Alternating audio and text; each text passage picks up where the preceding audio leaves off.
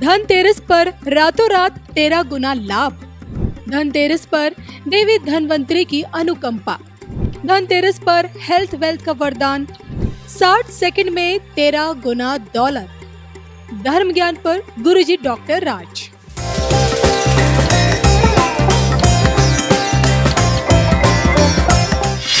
नमस्कार, धर्म ज्ञान के दर्शकों का स्वागत है। मैं हूं आपके साथ कविता राणा। दीपों का उत्सव, दिवाली और दिवाली से ठीक पहले धनतेरस का महापर्व। और क्या हम धनतेरस को सिर्फ मैटेरियलिस्टिक चीजों से ही जोड़ सकते हैं? धनतेरस का मतलब क्या होता है? धनतेरस हम क्यों मनाते हैं? इस दिन की खरीदारी क्यों इतनी ज्यादा इंपॉर्टेंट होती है? और इस दिन क्या कुछ रेमेडीज से हम अपनी लाइफस्टाइल को, अपने आप को और बेहतर बना सकते हैं? इसी पर बात करने के लिए आज हमारे साथ मौजूद है well known world famous astrologer Guruji doctor Raj ji. स्वागत है सर आपका। नमस्कार सर, सबसे पहले धनतेरस, धनवंतरी देवता, माता लक्ष्मी और भगवान कुबेर, इनका आपस में क्या कनेक्शन है? देखिए, पहले तो नाम पे ही जाइए। धन तेरस। तेरस। धन मतलब वो कहते हैं जो भी हमारी प्रोस्पेरिटी की चीजें। अब यहाँ पे हम आपको इसका शब्द का मीनिंग आगे और समझाएंगे। तेरस का मतलब 13वां दिन, कृष्ण पक्ष की त्रयोदशी तिथि पे धनतेरस होता है। जी। 14वें दिन पे क्या कहते हैं, छोटी दीपावली होती है और अमावस्या पे दीपावली होती है।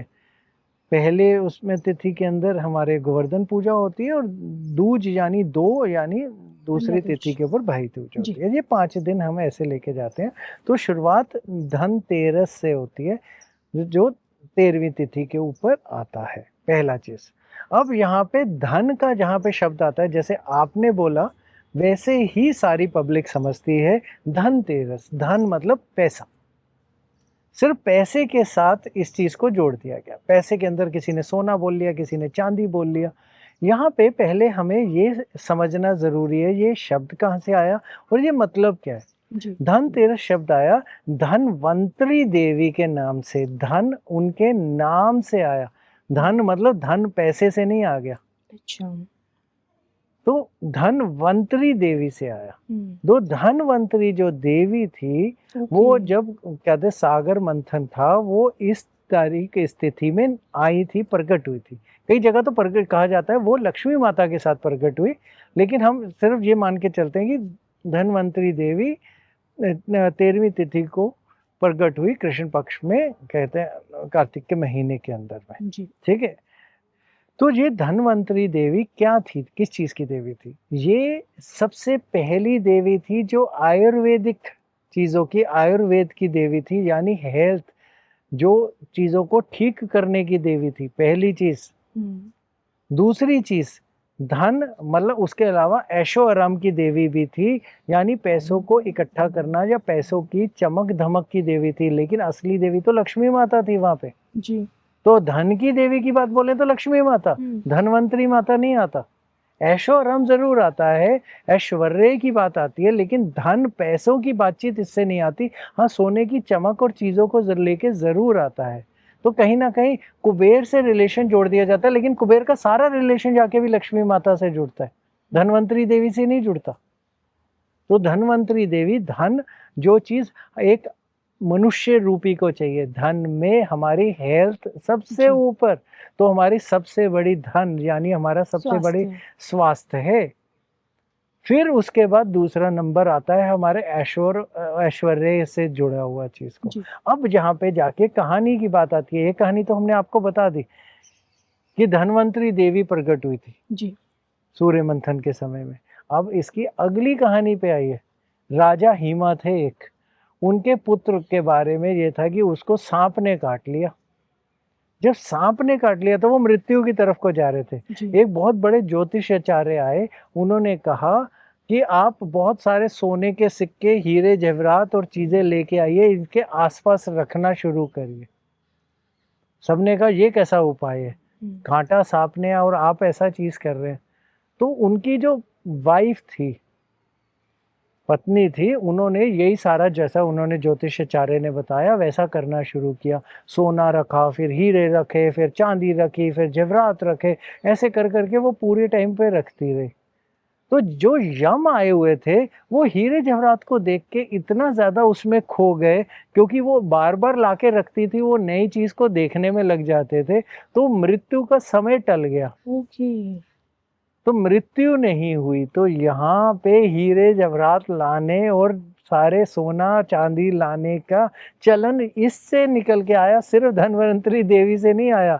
धनवंतरी देवी तो एक ओवरऑल देवी के नाम से, जिसके अंदर हेल्थ उनका सबसे पहला हिस्सा आया। जी। हाँ ठीक है, उसके अलावा पैसों की धन की भी है, लेकिन वो धन वो वाला धन नहीं है, वो लक्ष्मी देवी वाला धन हो गया वो तो यहाँ से उनका चलन आया।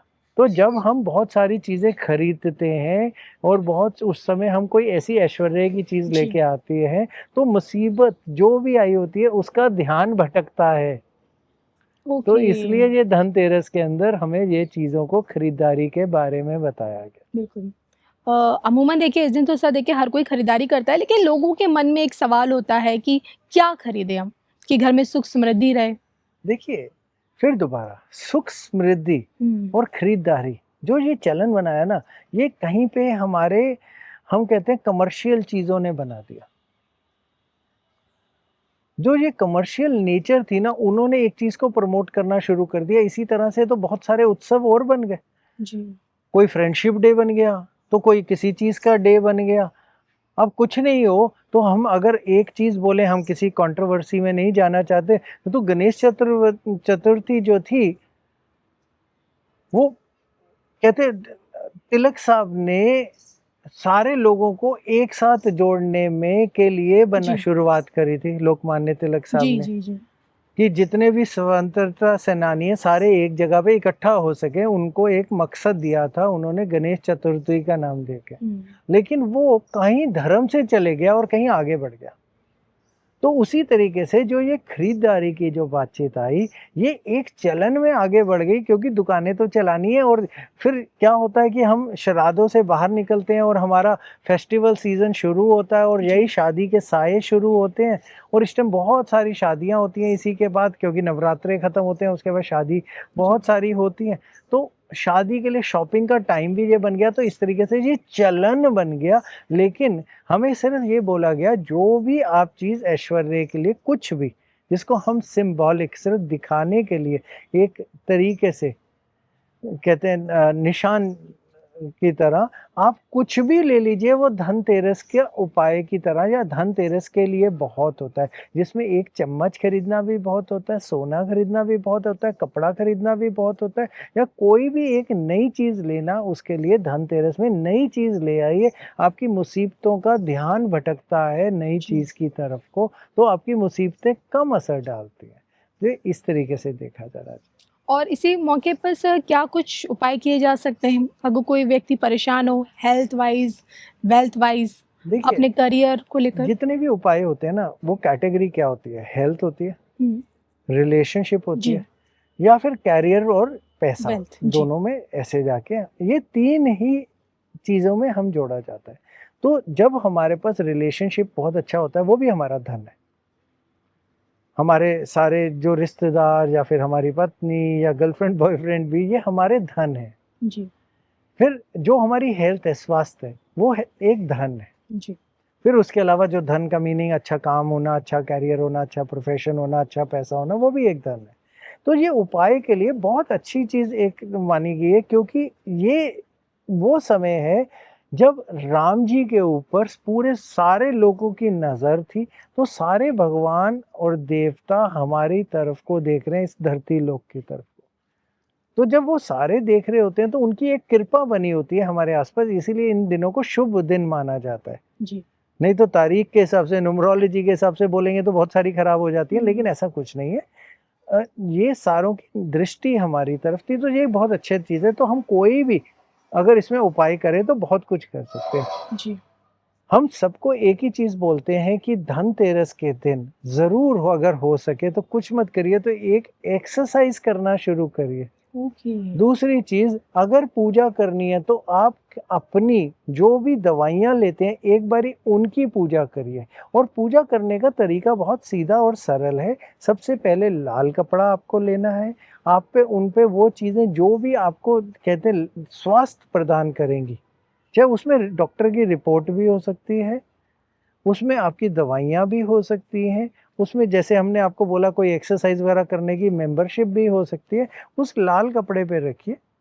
आपको उस टाइम आटे का दिया बनाना है, आटे को गूंदना है, उससे एक दिया बनाना है, देसी घी का दिया होना है, उसमें एक चुटकी आपको सिंदूर डालना है थोड़ा-सा, और उस दिए को जला के फिर माता धन्वंतरी की पूजा करनी है, ध्यान लगा के उन वस्तुओं के ऊपर। जब आप उन वस्तुओं पे ध्यान लगा के पूजा करेंगे, वो वस्तुएँ आपको अपने आप स्वास्थ्य देने लग जाती है।